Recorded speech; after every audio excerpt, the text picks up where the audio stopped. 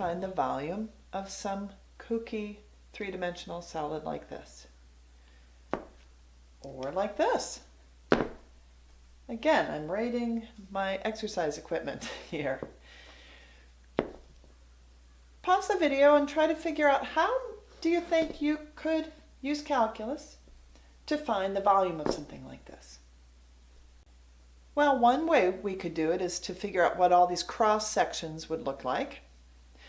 Find the area of each cross section and then use an integral to add them up.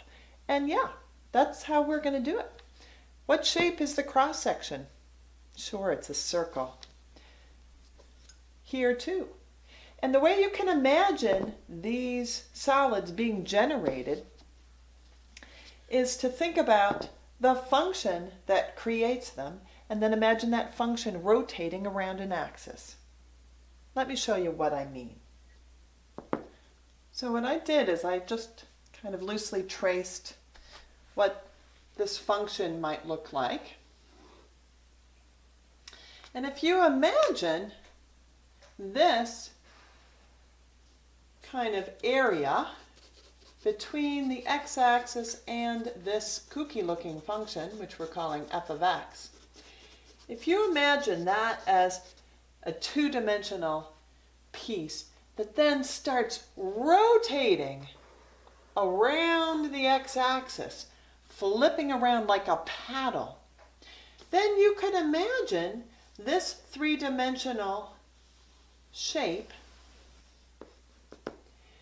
being formed.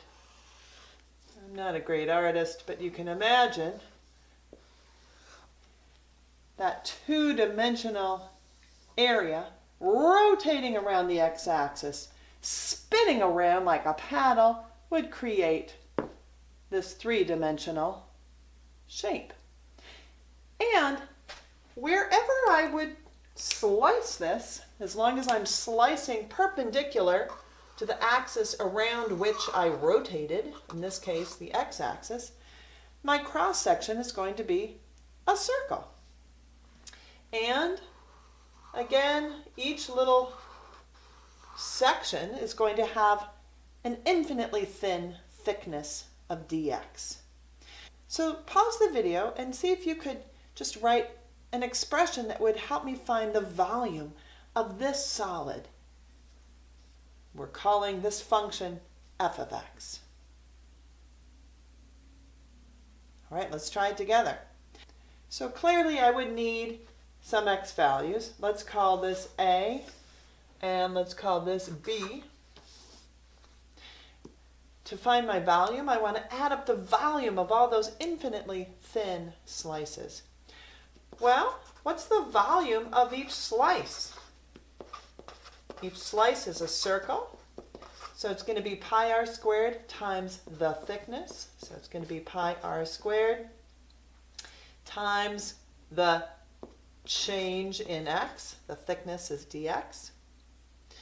And so now what is r in terms of x? Well, my radius here, this radius, is my distance from my function, f of x, to my axis of rotation, in this case, the x-axis. So my radius is going to be f of x. So the volume of each slice is going to be pi times f of x, quantity squared, and then the thickness. That's the volume of each slice. So if I want to find the volume of this whole thing, I'm going to add up all those slices, infinitely many slices from A to B. The pi is a constant, so I always like throwing the constant out. And it's going to be the radius squared times the thickness. So the volume is pi times the radius squared times the thickness. All those slices added up from A to B. This is how I could find the volume of this rotational solid. We could, of course, also find the volume if the orientation were different. If instead I had this interesting curve expressed in terms of y, and if the area between the curve and the y-axis were like a paddle that was rotating around the y-axis, then we would create this three-dimensional solid again. The orientation would be different. Of course, that's not going to affect the volume. It's just going to affect how we find it. Let's say the smallest y value here is C and the biggest y value is D.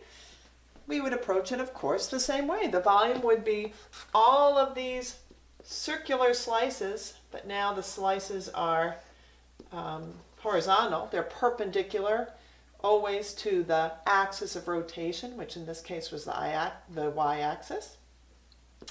The radius will be the distance between the function and the axis of rotation, which we'll call k. So our volume of our solid is all of those little circular slices, which is pi r squared. I'm putting the pi in front of the integral just because I like doing that. My radius in this case is k squared, and my thickness is the change in y, dy. And I'm integrating from C to D. So you can imagine a whole bunch of like coins or discs stacked up, one on top of the other. And this integral would give me the volume of that solid. Nifty. Let's look at a specific example. Let's say that I had the curve y equals the square root of x plus 1, and I wanted to take that curve and rotate it around the horizontal line y equals 1. I think you can imagine, again, here's my original curve. If you think of the area between that curve and that line y equals 1 as kind of a paddle, and it revolved around that horizontal line, it would create a solid like that, kind of like a rounded cone. If I wanted to find the volume of this, go ahead, pause the video, see if you could set up an integral that would find the volume. Yeah, again, our method is to imagine a cross section. In this case, if you slice perpendicular to the axis of rotation, you're going to have a circle.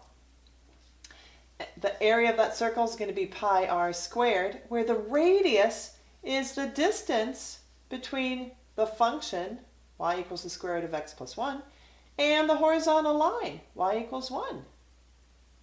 Then the thickness of each slice is going to be dx. So it might look like this. Da, da, da, da, da. So there's the volume. Here's pi r squared. My radius, again, is the top minus the bottom function that's creating this radius. I put the pi out front since it's a constant. And then the integral adds together the infinite number of circular discs that are stacked from 0 to 4. So this integral will give me the volume of this cool three-dimensional solid. I then simplified and just got volume is pi times the integral from 0 to 4 of x dx. And then taking the antiderivative, that part isn't too bad. So you end up with a volume of 8 pi cubic units. Then I'll